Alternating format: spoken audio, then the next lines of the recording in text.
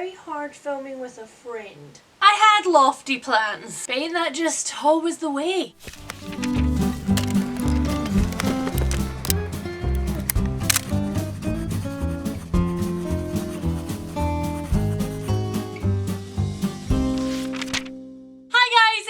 And welcome back to another video. Welcome back to the last TBR of the year. Yes, I am aware that it is only November, and at this time of the year I don't generally want time to move faster. I want it to move slower, so that I can truly savour spooky season bleeding into, I don't know, cold twinkly light season. I'm not like a Christmas book lover, so I didn't really know where to go with that. So no, I did not fall down and hit my head. I have not lost the entire month of November. No. Instead, I have attempted to get my priorities in order. There do have to be a first time for everything. Because no matter how much I want November and December to last forever, they won't. And that means that it is nearly time for the end of my 2024 bingo board. Which means that I've had to be strategic. I have had to take a big ol' look at it. By default, myself. Never my favourite activity. Although I will say this entire bingo board is kind of like a self-call out of sorts. So I never really stop picking over all the things that are wrong with me. I seem to constantly have just enough for a list. I have decided that the best thing for me to do at this particular point in the game is to put together a bumper TBR. A TBR which is going to last from November into December and which is going to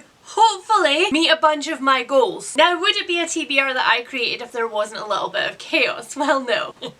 I may or may not have managed to cram in a tiny little number generator. It's an eco one. To randomise a few of my picks, just to give this TBR a little flavour, a little body. And also, you know, to keep the brain squirrels quite happy finding their own nuts. So buckle up, my ducks. We're in for a bumpy one. In the meantime, before we do that, I would first like to talk about the sponsors of today's video, Serious Readers. Despite the fact that we have turned the clocks back here in Scotland, it is nevertheless dark. So dark that in coming down the stairs in the morning, I am forced to put the big lights on. A crime, I am reliably informed. But you know what? Serious Readers have got my back because they believe that good lighting is essential, especially when pretty much all you do by it is read and look at tiny stitches. Serious Readers have created a range of technology called daylight wavelength technology, which as closely mimics real natural daylight as possible. Not necessarily sunlight. I mean, if you're not a big light person, you don't necessarily want sunlight in your life, but real natural ambient daylight, aka the kind that your retinas need in order to stay intact for as long as possible. The Serious Readers Serious Lights range is as customizable as it is physically possible to be, with all different finishes, all different handle options, and most importantly for me, lives in a world of technology and cables as it is, and who has a lot of foot and animal traffic in my house. Serious Readers offer a rechargeable lamp option. You can charge it and then you can take it anywhere you like in your house, especially away from those people who don't like the bright light. If you would like to get your hands on a Serious Light from the Serious Lights range, then you can use my code Leanne24 on the screen to get 100 whole pounds off plus free UK delivery. I personally would be delighted to see this under the tree. Alright, you think that this stance will actually make me feel better? Was it like arms up, shoulders back, Wonder Woman pose? Anybody? Nope, didn't make me feel any more confident about this list, that's for sure. So realistically, what I want from my November and December TBR is to have a do-over of spooky season. I have done my level best to read spooky books this month, but only a handful of them have actually brought the spook. Which I mean is fine, it's relatively the goal of the bingo board from hell to tick things off of lists. But I also want to enjoy the actual ticking experience, you know? And I feel like that's been somewhat lacking in the last quarter of this year. Now I know that I was various forms of sick through September, but something about my reading has just drastically slowed down in the last 2 months, which is not what we want. I have been so freaking consistent this year. As of right now, according to the various places where I track my books, I have read 90 books this year, which is phenomenal for me. But up until very recently, my You're So Many Books Ahead has started to look a little bit more like, you're on track. Because you see, my goal for this year is 105 books. And honestly, the way that my reading has slowed down the last little while, I think I'm in danger, girl.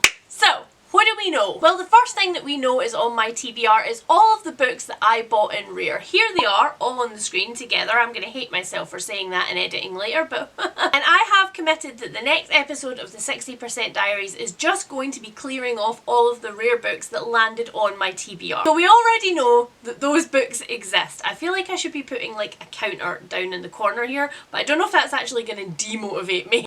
Let's do it just for shits and gigs. Here's a counter. We include those books from Rare and everything else that has come into my house by the point that I am filming this right now. I have 59 unread books left on my 60% tracker. So your gal has got herself a tiny little mountain to climb if she wants to actually hit that 60% by the end of the year, and she really does. Now the potential problem with this is that when I was looking at the books that I had purchased in 2024 that I still had left over, there was only a handful of books on that list that were really speaking to me. So I knew that there was no way that I was going to be able to pick independently because I wasn't really like in the mood for anything. And so I did what all sensible people do, and I asked my in-house Google Assistant if he could please help me. So here are the books that Google picked. The first one is the earliest book that exists on this list that I haven't already read, and it is What Kind of Mother by Clay McLeod Chapman. I am actually delighted by this choice because I did very recently read Diavola, and at the back of Diavola they were like, hey, if you want something else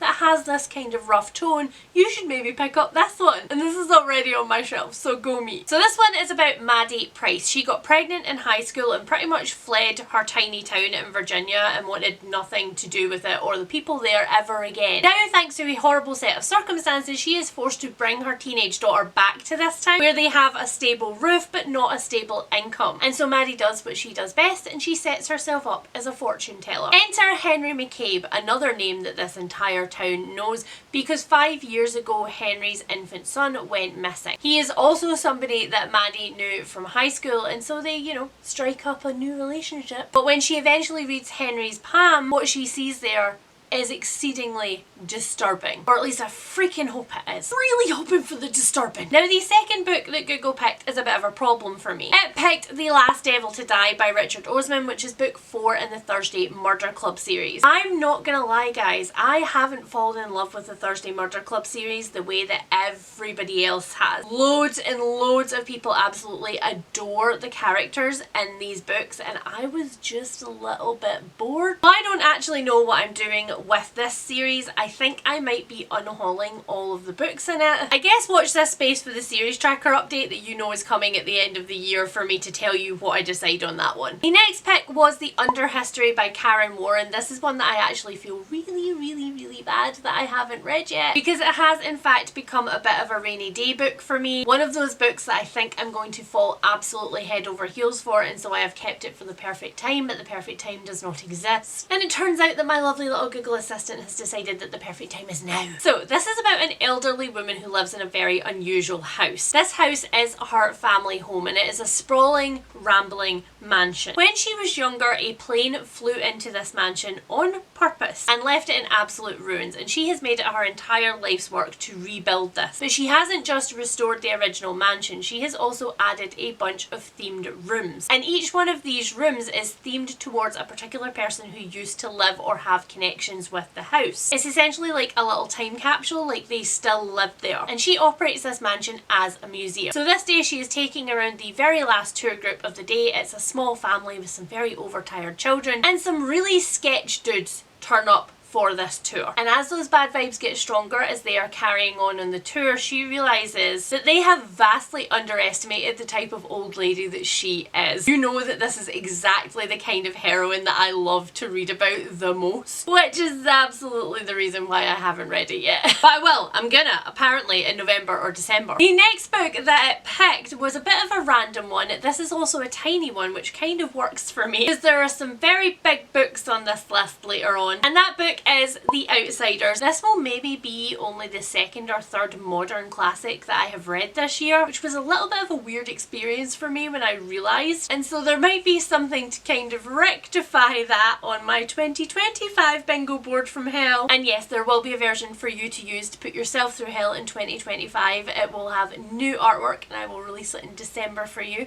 well in advance. You can make all of your goals for the new year. I don't think I need to tell you guys much about The Outsiders. Essie Hinton wrote this in like 67 or something, and not only has it been a classic ever since, but there's a classic movie made in the vein of it. But just in case you haven't heard of it, this one is about Ponyboy. He's 14, he comes from a broken family, he is himself a carer for a sibling, and in Ponyboy's world there are two types of people. There are greasers like him who have no money, who live on the edges of society, who are unseen and who get nothing, and then there are the socials. People who have money and privilege and can just wander around like nothing matters. Ponyboy's world seems to make sense in the middle of this gang of greasers until one night his friend Johnny kills a social and all of the lines become very blurry. Now I think even in the largest edition of this with like an introduction and stuff, this is still under 250 pages, so really kind of no excuse for why I haven't read it yet. The next book that the Google Assistant picked was Lightbringer by Pierce Brown. I can feel Becca throwing actual literal rotten fruit at me through the screen right now. If you guys have been around since the start of the year, then you know that I have become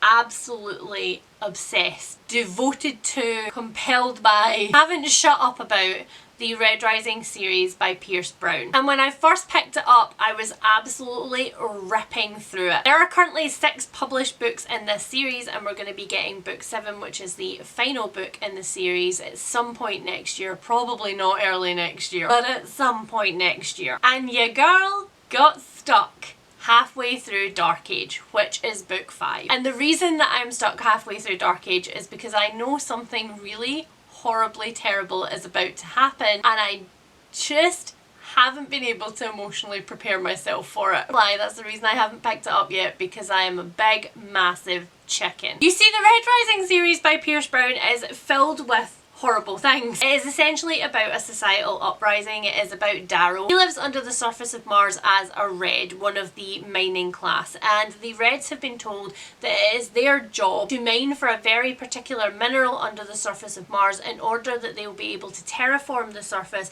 and bring all of the dying and suffering people over from Earth, who are people that they see every day on the monitors in the corridors in which they walk. But when something horrendous happens to Darrow and his family, he is given the chance to go to the surface of Mars with a strange individual who shows him that the surface has been terraformed for years and that the ruling class, the Golds, have been living it up. This person who shows him this gives Darrow a unique opportunity to infiltrate the Golds and bring the society down from the inside. And that is essentially exactly what this series is. The first 3 books in the series is the actual initial infiltration and overthrowing, and the next 3 books in the series are the consequences of that like 10 years later. Because of the nature of the plot of these books, a lot of people have died. Like, a lot of people. This is another one of those series where it's like, hold on to your hats, but don't hold on too tight to any characters, because you are going to lose somebody you love. And for me, usually that's a recipe for like, give it to me right now, but I suspect that I know what's about to happen in Dark Age.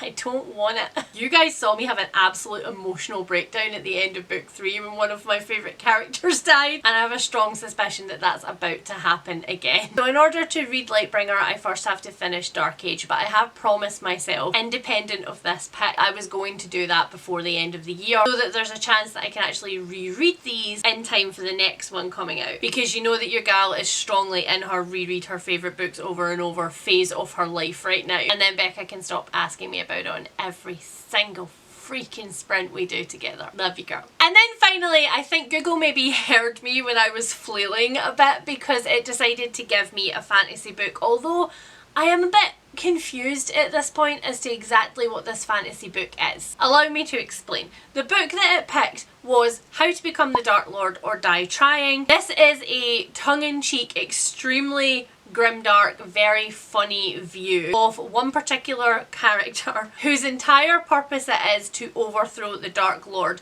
and every time she fails, every time this world comes crashing down around her ears, she is resurrected and she has to do it all again. And the whole idea is that she's just going to keep doing it until she finally defeats the Dark Lord, and then she will be allowed to like be out of this endless loop. And so she decides on her latest resurrection that the only thing that she hasn't tried so far is beating them at their own game. She decides to become the Dark Lord or die trying. Now, I was led to believe that this was just a standalone, but apparently there is a sequel in the works, and I don't know how I feel about that. It does genuinely change the way that I look at this book, because I was hoping that this was going to be just like a wrapped up in a bow fantasy romp, and apparently it's not going to be, because apparently everything that's fantasy needs to be a series. And don't get it twisted, you know that I love fantasy series, that's where I live, that's my favourite thing in the world, but not every single thing needs to be a big long running series. Sometimes it can just be a one shot funny thing. So I am going to be reading this book regardless by the end of the year, and I guess it's going to end up in my series tracker as one that I'm caught up with, but I guess we will find out when we do my series tracker video whether that's a series that I want to continue on with or not. Now, I am not going to lie, I do also have another couple of piles of books that I would like to dip my toe into before the end of the year,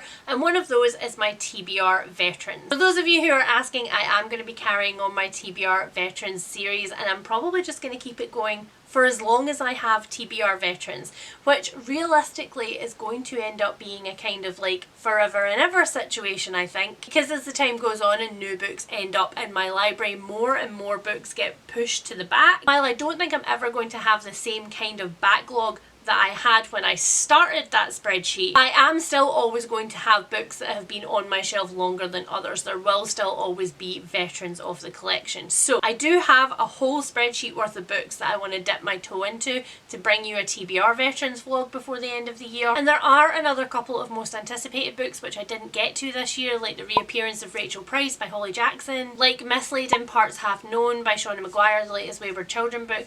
Lots of books like that. Who knows what I'll ultimately be compelled to pick up from those piles. However, your gal does have other commitments. And the first of those commitments is a little impromptu buddy read that my patrons and I are going to be having in November for Till Death Do Us Part. Now, you guys know I am not a fantasy romance gal for the most part. It's just not where my joy lies.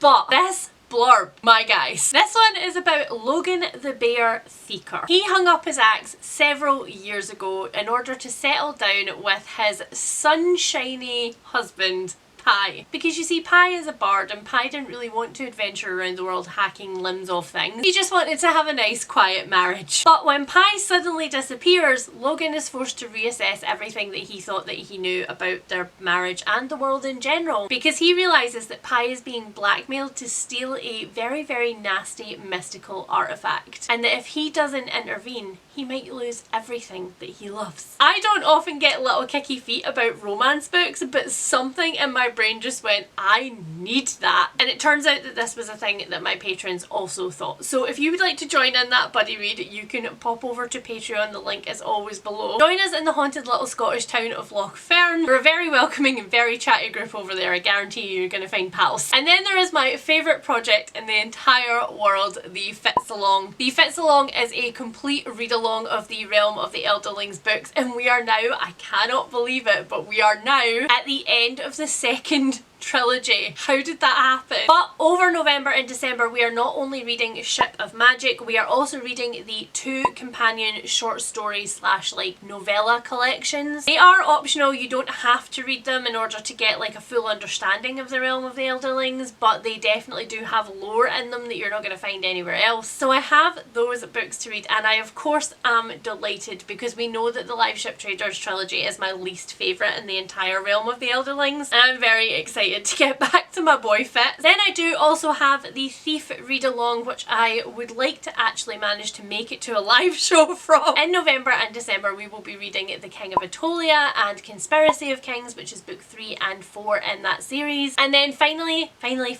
we are nearing the end of Around the Disc in 800 Days. And I'm not gonna lie to you, I kind of want to cry about it, so I'm just not gonna talk about it in any kind of depth. Now, I am a little bit behind in Around the Disc. The next two books that I need to read are I Shall Wear Midnight and Snuff, but there are another couple of books after that that I need to finish, including the one that I really don't want to read, which is the end of the Tiffany Aching series, the end of the Discworld series entirely, which is The Shepherd's Crown. Kids, there's something that happens to my favourite character in the entire disc in those books, and I'm just not looking forward to it. But I do have to read those. Those are non-optional. So that's kind of it, guys. Those are all of the books that are definitely on my TBR for November and December. I am lucky enough to be running away with Harry for the first week of November. We are literally going to a beautiful little place that overlooks the stormy Scottish Ocean to lock ourselves in and do nothing but read and craft for an entire week. So I do anticipate finishing a lot of things in that period. So you never know, more things on this list might happen than anticipated. I guess just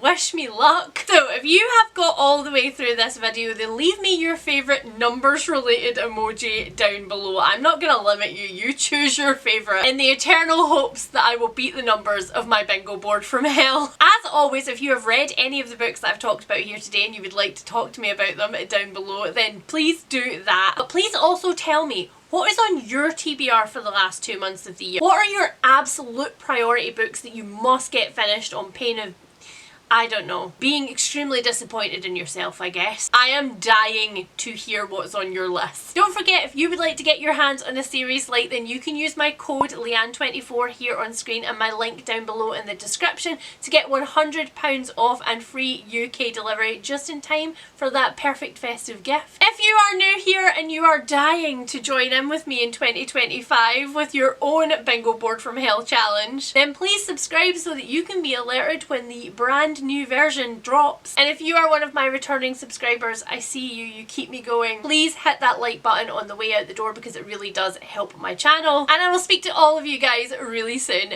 Bye!